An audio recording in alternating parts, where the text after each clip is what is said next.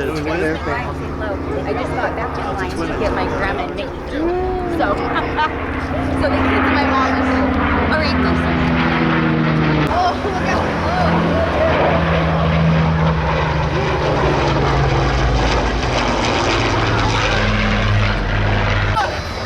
And Jason's showing off that beautiful double smoke system made by Sanders right here in California.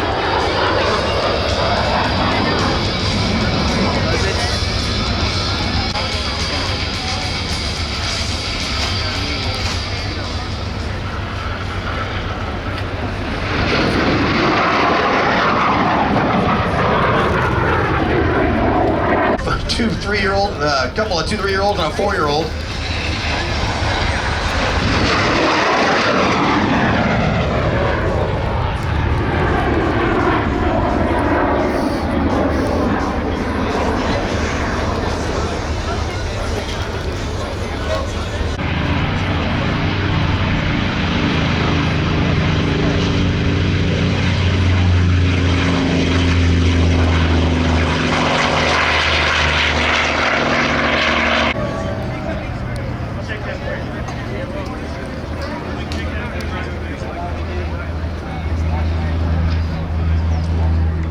So I'm told by some of the pilots to fly it that the P-38 is so quiet because those GE turbo superchargers, they muffle the exhaust note, so it kind of hides the great performance of the P-38, but a very, very quiet aircraft for a fighter.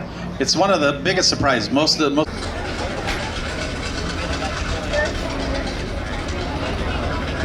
The Howard 500 leading in the P-38. I believe you said that was Bernie flying the aircraft, right? The Howard? I think it is Bernie Vasquez. Yes. No, Bernie's going to fly the P-47. Ah, yes, you're correct.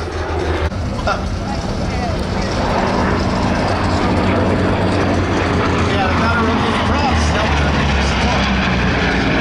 Props spin inward, and therefore they counteract.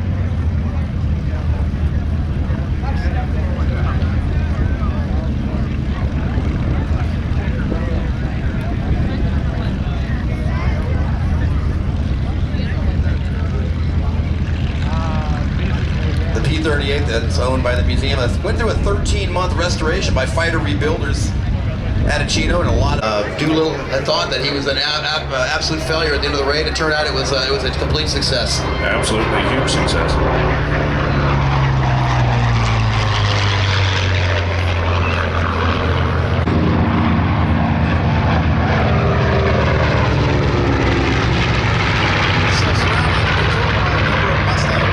Kitty Hawks. In fact, this version here was a Kitty Hawk originally, and it flew. It's a World War II combat veteran. It flew with the Royal Canadian Air Force, and it has the Japanese Fuga, which was a balloon bomb launched from.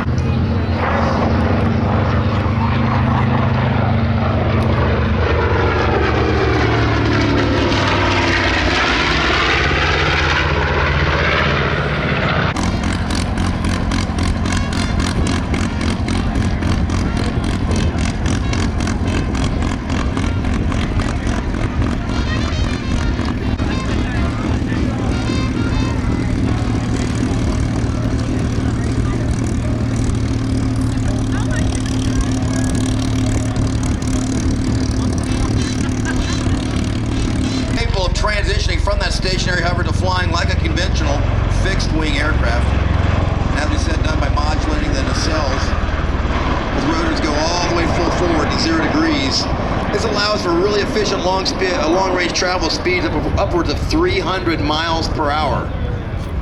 And you'll notice a good shot right there. You notice the rotors are actually dipping down below the aircraft. You can't land the Osprey with the rotors full forward. They have to be at a tilt angle because of their massive diameter.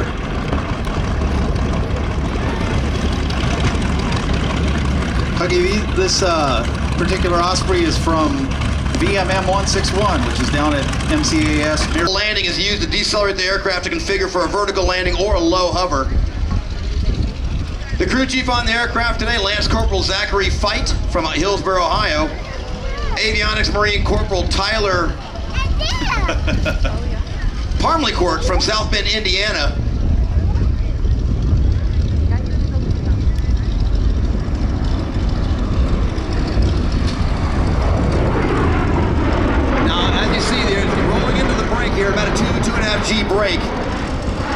see the nacelle start to rotate back into the slow speed mode.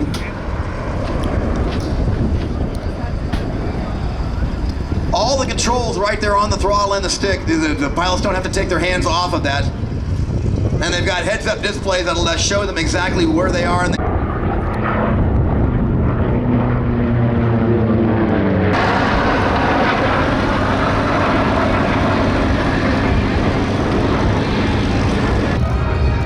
Corsairs got that, of course, that gull wing, same reason, massive propeller on there, and they had to dip the wing down. That's where the landing gear are to give it the higher stance for the propeller to clear the... Okay, the first aircraft here is the Douglas SPD Dauntless, the dive bomber from World War II. Probably its most famous days were in June of 1942 when 4 Japanese carriers. The TBM Avenger is originally designed by Grumman as the TBF Avenger and later manufactured by General. And you can hear the unique sound of the Centaurus with the sleeve valves.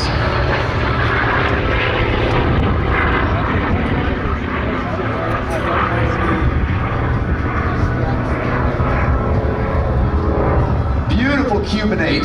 Dennis taking it through the paces.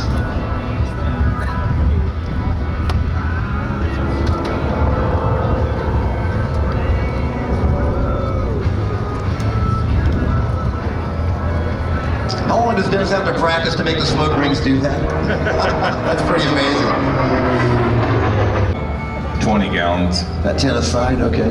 And keep in mind, folks, when you see the smoke, it's actually not a toxic smoke. They use